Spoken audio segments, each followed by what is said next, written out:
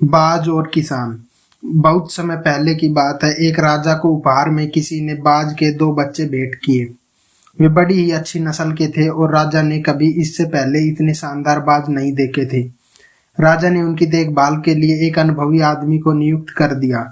जब कुछ महीने बीत गए तो राजा ने बाजों को देखने का मन बनाया और उस जगह पहुंच गए जहां उन्हें पाला जा रहा था। राजा ने देखा कि दोनों बाज काफी बड़े हो चुके थे और अब पहले से भी शानदार लग रहे थे।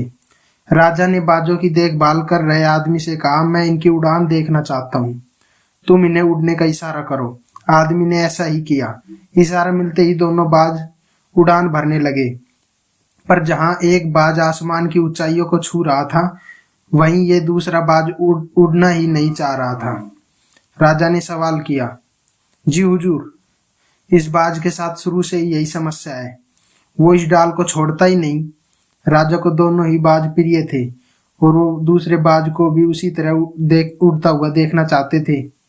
अगले दिन पूरे राज्य में ऐलान करा दिया गया कि जो व्यक्ति इस बाज को ऊंचा उड़ाने में कामयाब होगा उसे ढेरों इनाम दिया जाएगा।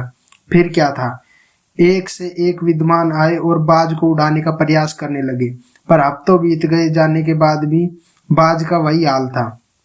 वो थोड़ा सा उड़ता और फिर वापस डाल पर आकर बैठ जाता। फिर एक दिन कुछ अनोखा हुआ। राजा ने देखा कि उसके दोनों बाज आसमान में उड़ रहे हैं। उन्हें अपनी आंखों पर यकीन नहीं हुआ और उन्होंने तुरंत उस व्यक्ति का पता लगाने को कहा जिसने ये कारनामा कर दिखाया था। वह व्यक्ति एक किसान था। अगले दिन वह दरबार में हाजिर हुआ। उसे इनाम में स्वर्ण मुद्राएं भेंट करने के बाद राजा ने कहा, मैं तुमसे बहुत प्रसन्न हूँ। बस तुम इतना बताओ कि जो काम बड़े बड़े विद्वान नहीं कर पाए वो तुमने कैसे कर दिखाया। मालिक, मैं तो एक साधारण सा किसान हूँ, मैं ज्ञान की ज्यादा बातें नहीं जानता। मैंने तो बस वो डाल ही काट दी जिस पर बैठने का बाज आदी हो चुका था, और जब वो डाल ही नहीं रही तो वो भी अपने साथी के साथ ऊपर उड़ने लगा।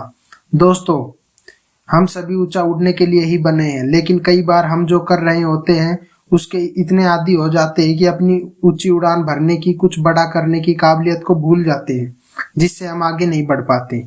दोस्तों, ऊंची उड़ान भरने के लिए हमें हमेशा अपनी काबिलियत पर भरोसा रखना चाहिए और उसी के बल पर हमें आगे बढ़ना चाहिए।